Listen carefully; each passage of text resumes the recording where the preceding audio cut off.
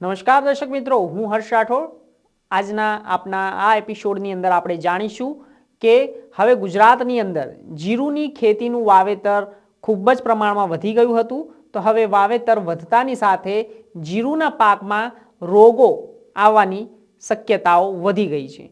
તો હવે રોગે પણ દસ્તક આપી દીધી છે। જિલ્લામાં મોટા ભાગના ખેડૂતે રવિ પાકનું વાવેતર કર્યું છે।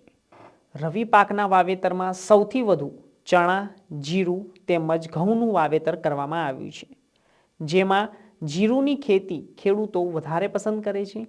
જીરુની ખેતીમાં સારામાં સારો નફો મળી રહે છે। જીરુની ખેતી પાકને મસાલા વર્ગનો અતિ સંવેદનશીલ પાક ગણવામાં આવે છે।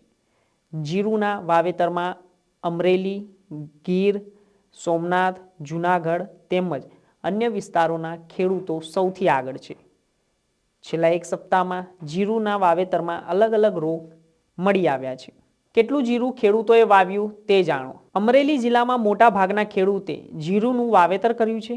જિલ્લામાં કુલ 5.52 લાખ હેક્ટર જેટલું વાવેતર નોંધાયું છે। ગયા વર્ષની તુલનામાં આ વર્ષ જીરુનું વધુ વાવેતર કરવામાં આવ્યું છે, પરંતુ જીરુના પાકમાં હાલના સમયે કાળિયો, સુકારો અને ચરમો રોગ આવ્યા છે। જીરુના પાકમાં થતા રોગની ઓળખાણ આ રીતે કરો।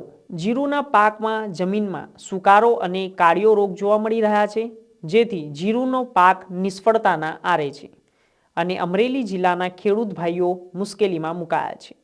વાદળછાયા વાતાવરણના કારણે, માવઠાના કારણે અને ઝાકળના કારણે જીરુના પાક મરવાના આરે છે।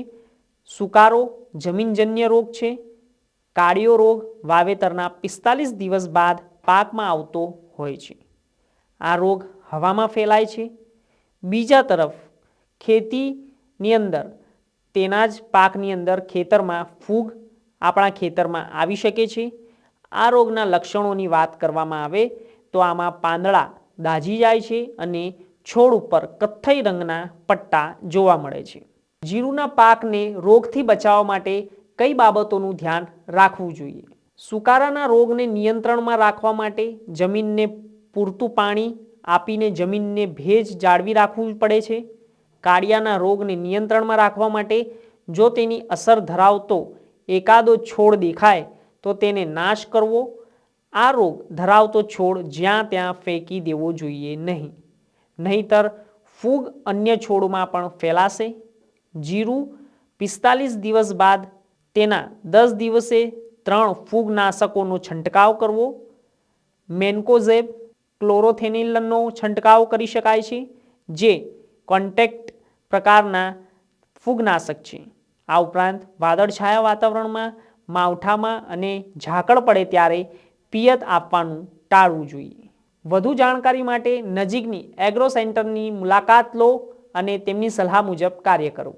કૃષિ વિજ્ઞાન કેન્દ્ર અને ખેતીવાડી અધિકારી દ્વારા જીરુના પાકમાં આવતા ચરમો, કાળિયો તેમજ અન્ય રોગ આવે તો નજીકના એગ્રો સેન્ટરની મુલાકાત લઈ યોગ્ય દવાનો છંટકાવ કરવા અનુરોધ કરવામાં આવે છે, જેથી જીરુનો પાક બચાવી શકાય છે। તો આજના એપિસોડમાં આપણે જાણ્યું કે જીરુના પાકની અંદર થતા રોગોને કઈ રીતે જાળવણી કરવી અને પાકને કઈ રીતે બચાવવો। આવી વધુ માહિતી માટે કૃષિ જાગરણ જોતા રહો। નમસ્કાર।